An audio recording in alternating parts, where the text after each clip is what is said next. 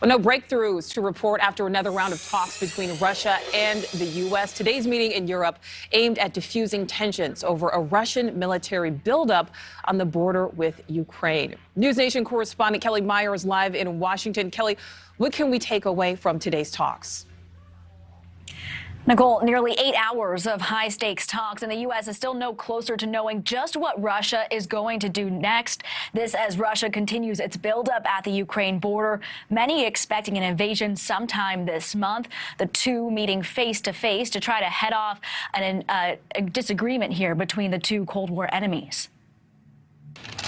Face-to-face talks between old adversaries, and so far, neither side is blinking. It was not what you would call a negotiation. U.S. Deputy Secretary of State Wendy Sherman calling the discussion with the Russian Deputy Foreign Minister candid and businesslike, as the two countries try to understand each other's asks. Sherman says the U.S. made clear to Russia de-escalate the situation at the border or face severe sanctions. Sherman refused to tip her hand, not going into any detail of what those sanctions might be, while Russian officials downplayed a potential invasion. In no way do we plan or intend to quote-unquote attack Ukraine.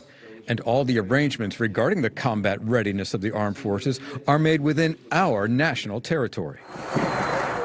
Russia is amassing more than 100,000 troops near its border with Ukraine and says they're there for training. Today, Sherman says if that's true, then it's time to send those troops home.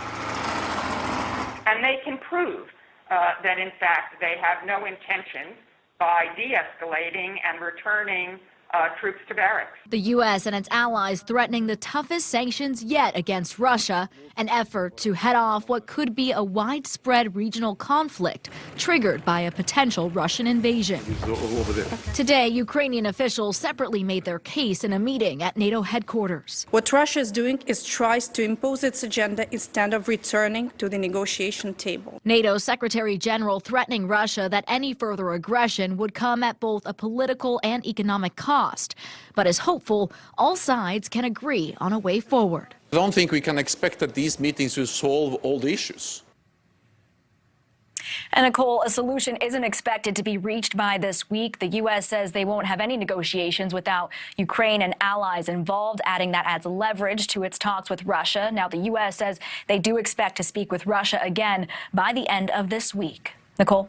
All right, Kelly Meyer live for us in D.C. Thank you. Thank you so much for watching. Make sure to click on the red subscribe button below so you can get more of NewsNation's fact-driven, unbiased coverage.